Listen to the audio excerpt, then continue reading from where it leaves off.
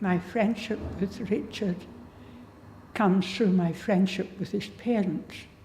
You'll know that his father was principal of the University College of Leicester from 1932 to 1951.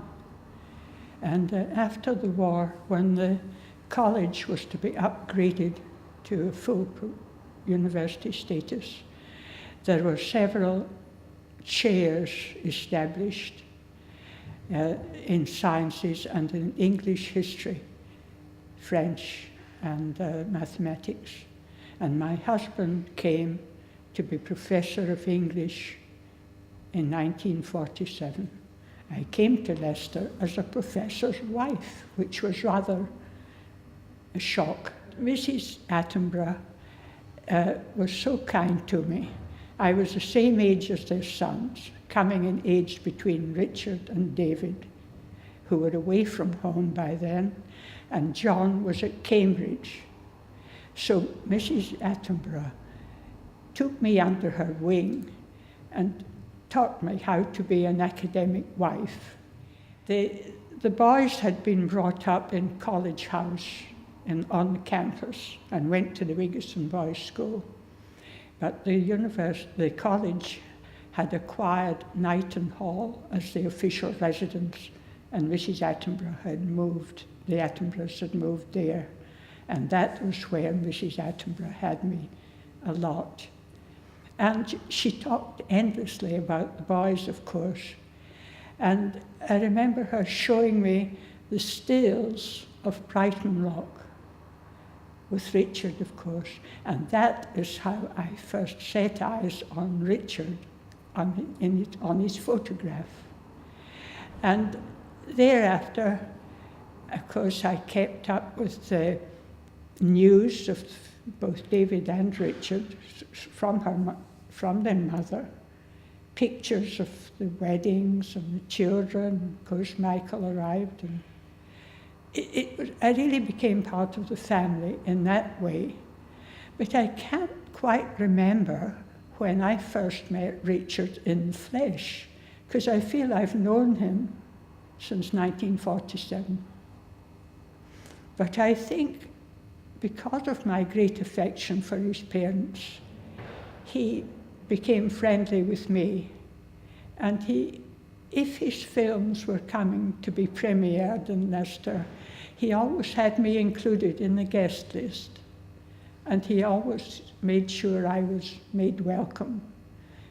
Richard was always so friendly, and he's very like his mother, with his empathy and his warmth and his friendship and his awareness of others. He's not at all big. And that touched me very much. It was like being at home with my own family.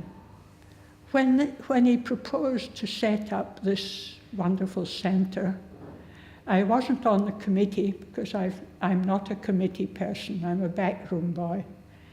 And we had to raise, I think, half the money, and Richard raised the other half.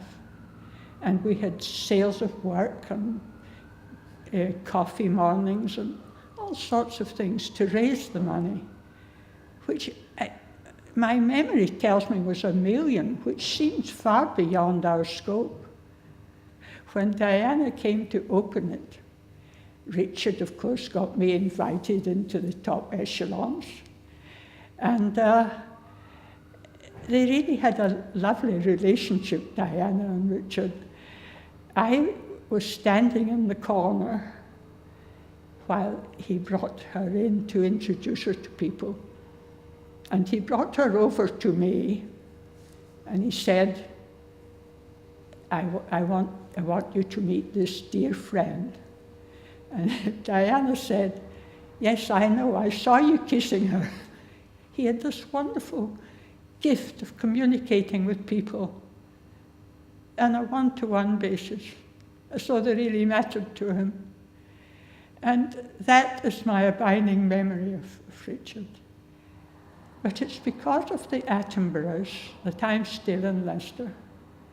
Because when Arthur got this job, he said to me, I'll give it 5 years and then I'll rejoin the British Council. He loved travelling. I, unlike my mother, liked being a home bird.